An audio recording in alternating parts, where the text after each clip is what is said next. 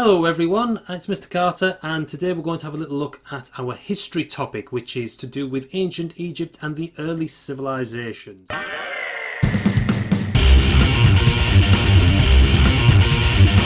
Ew, history.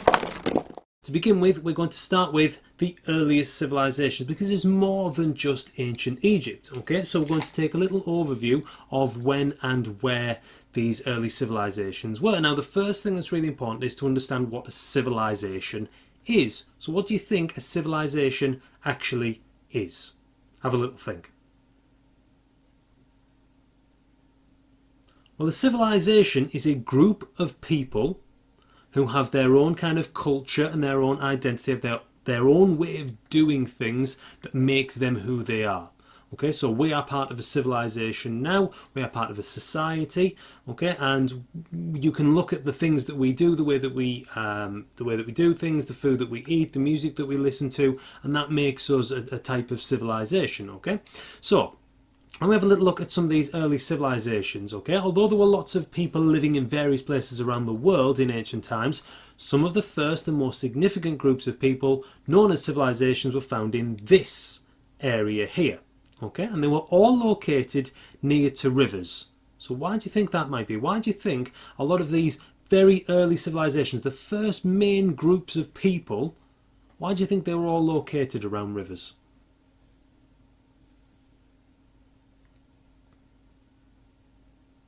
Well, if we think about it, water gives us everything, okay? It keeps us nice and clean, it gives us something to drink, and it helps all of our food grow. So, essentially, water was really, really significant, and that's why a lot of these early civilizations focused around water. They set up their settlements near rivers and streams and lakes and what have you, okay? So, what I want you to do is to get your brains warmed up for history. Is you are going to start a new civilization on an undiscovered island, and there it is. Okay, and I want you to think about what you might need to make a successful civilization. You and your group of people, what is going to allow you to continue, what is going to make you successful. Okay, so you can only choose 5 of these things. Now, I'm going to read all of these things out to you as they come up on the screen. I want you to then pause the video, choose your 5 things, and then we'll go through some of them afterwards. So you might develop ways to farm and feed yourself, obviously very important, you need food. You might develop maths to help build houses and buildings. It's a lot easier if you know how high something needs to be or the angle that your roof needs to be at.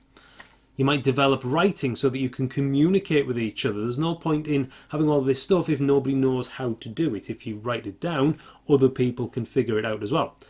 You might create entertainment to keep people happy, and we all know how important entertainment is at the minute in keeping us all happy. You might invent toilets and baths to keep people clean, because obviously that way you're not going to have as much illness. You might create a religion so that your gods can help you. Religion's really important to a lot of people, and it keeps them occupied, it keeps them entertained, it gives them a strong belief in something, and it just helps them in their day-to-day lives. You might spend time studying the body so that you can heal yourselves using medicine.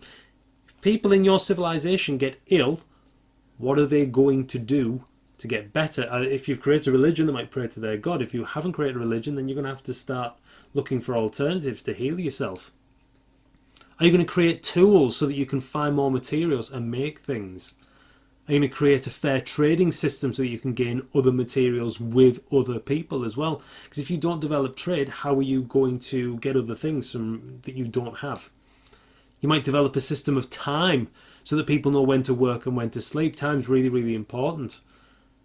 Or are you going to create a form of government so that everybody knows who's in charge? We've all been there when we tried to play a game and 2 or 3 or 4 people have all tried to change the rules, and we don't know what the rules are anymore, and the whole game kind of becomes really complicated and nobody wants to play it. So you have a think about these 5 things. Which of these 5 elements do you want for your civilization? I'll pause the video and then we'll come back to it. Okay, so you've chosen your 5 things. Let's go through the importance of some of them. Now, if you think something about the entertainment, okay, if you look at the entertainment side of things, if you create entertainment, your people are going to be very, very happy. Okay, when they're not building and they're not doing jobs and work, then yeah, we all need entertainment. We know when to how important entertainment is at the minute in keeping us occupied and stopping us all going a little bit crazy at the minute. If you haven't created entertainment, then yeah, you people might start getting a bit upset with things. Religion. We know that religion is really, really important for lots of people. Lots of people live their lives through religion, and it gives them a belief in something, and it teaches them how to live their lives, to live a good life. If you haven't created a religion, then what are people going to be thinking? Who are they going to be looking to? Because if you haven't created a religion, you must haven't created a government, then who are they going to be looking to give them guidance? If you develop maths, great, fantastic, then you've managed to learn how to build things a lot better and how things work together. Maybe even money can come into that. Maths is all to do, and maths and money are all linked together. If you've invented toilets and baths to keep people clean, well, then great. Obviously, that makes life a lot better, and might mean that actually you don't have to come up with spending so much time studying the body, because you're not becoming as ill, because you're keeping yourself nice and clean. Maybe you haven't chosen to study the body because actually you've got a religion, and hopefully your God or your gods might heal you, and you might pray to them to keep you safe and well. Developing ways to farm and feed yourself, yeah, incredibly important. We can't build a civilization if we can't feed ourselves. But you're not going to be able to farm and feed if you haven't developed tools. There's only so much you can do with your hand. Even Stone Age man needed tools and weapons to help hunt and to farm much better. So if you haven't created tools, then farming and feeding might not work as well. But none of that's going to help if you haven't written any of that down. So if you haven't developed communication through writing, how are other people going to know what it is that you've done? And if you haven't created a government, then who's telling anybody what to do? If there isn't one person in charge or a small group of people in charge, everybody's just kind of fighting amongst themselves. Now, there's no point in doing any of all of that if nobody's going to bed and nobody knows what time it is and nobody knows how long they're working for and what they're doing when and where, and possibly when the next season's going to come about and how long the year is and the months and all that kind of stuff. So the whole point of all of this is for you to understand that there isn't just one single thing that makes a civilization work, and there's not just one or two things that work. There's a whole bunch of things that are really, really important for any civilization to work, okay? And the civilizations that we're going to look at, they've all done some or all of these things. So we're going to start looking at 4 of the more significant ancient civilizations, okay? Now, what's really, really important to understand is that this timeline that you can see at the bottom, this is just a timeline of some of the more significant dates, okay? This isn't to say that people just appeared and then just disappeared. There were people living in these places before the periods that we are looking at, and they lived in these places afterwards as well. But historians, scientists, researchers, they've decided that around these dates, you're going to hear me saying the word around a lot, around these dates, this is when really, really important, significant kind of events happened, or this civilization was really, really important, or it grew a lot at this point. Okay, so the first civilization we're going to look at is ancient Sumer. Not Summer, Sumer. It's got one M. Okay, and it's right in the middle of the world. Okay, and that's really, really important. And it's thought that Sumer is thought to have some of the oldest cities in the world ever. Okay, so we're looking around about 3,500 BC, 3,500 years before Christ was born, roughly, and it lasted till about 2000 BC. Now, that's not to say that everybody just died at that point and just disappeared. No, we're just saying that around this point, this is when the more significant achievements happened. Okay, but there has been evidence that this might have existed before this as well. Okay, this is the problem with history, is that every day somebody finds something new and that changes our understanding of it. But it's also thought that the ancient Sumerians, that they invented a form of writing to communicate with each other, and are thought to have invented time based around the number 60 as well. Okay, now not every civilization created their own system of time, and not all of them created it around the number 60 like we have today. Some of them used other systems where they were maybe a few days short, or maybe even weeks or even months short of the whole kind of complete package of a day or a year. Okay, so that's really, really important. Now if we look at ancient Egypt, we can see that that appeared maybe slightly later than ancient Sumer, around 3100 BC rather than 3500 BC, but can you see geographically where it is? It's fairly close to ancient Sumer, so that kind of makes sense. Okay, but you can also see that ancient Egypt lasted much longer. Now again, this isn't to say that people just appeared in 3100 BC. There were people living in Egypt before then, and funnily enough there are people living in Egypt now. But this is considered one of those kind of important periods of time. You can see that it lasted for a long time. Okay.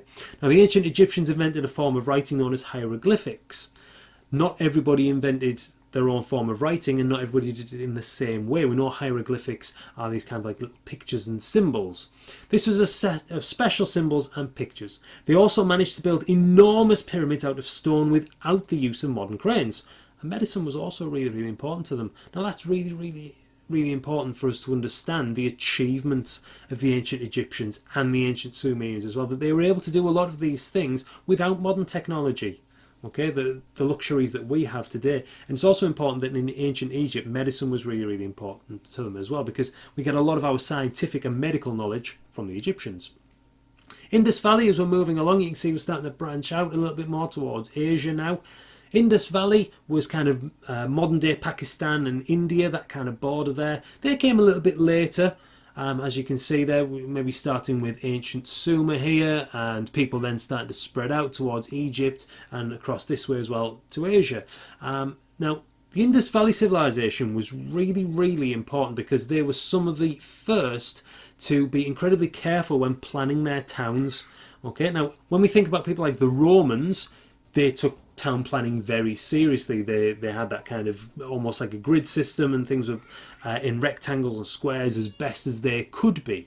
Okay, Indus Valley, they did something similar. They thought very carefully about their towns and their planning, and that making sure that they didn't just plonk buildings down here, there and everywhere, and didn't just let somebody say, oh, I'm going to build a house over here, and oh, I'm going to build that over there. They actually thought about all of this. And actually they were some of the first to really take public health seriously as well.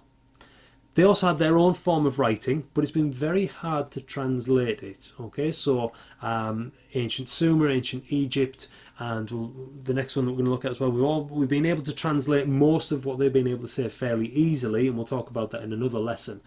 But Indus Valley, it's been quite difficult to translate what they say, and we found very limited evidence of it, and work that will help us translate that. The final one that we're going to look at is Shang Dynasty.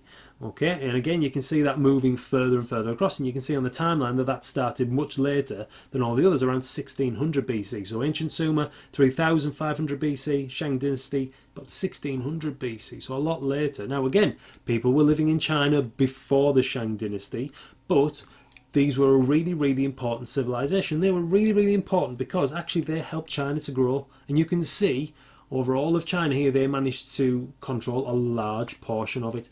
Now, the Shang Dynasty helped create a system of writing that has changed very little since its creation. And that's really important because all of these other systems of writing here, they've all changed. So people in Egypt don't still use hieroglyphics. People in ancient Sumer don't still use that system of writing. People in the Indus Valley, they don't still use that system of writing. Whereas in China, the system of writing has changed a tiny amount since it was first created in the Shang Dynasty. Okay. They also created a strong structure of government as well. So they had different jobs for different people, and everybody knew who was doing what. They adopted bronze and used it very, very well. They managed to create lots of amazing pieces of decoration out of it, but they also used it to make weapons as well, and that meant that they were very strong in war, and that helped them take control of large parts of China. So they managed to control a lot of China because they developed bronze, and they were very skilled at doing that. So these ancient civilizations, can you see anything that links any of these civilizations together?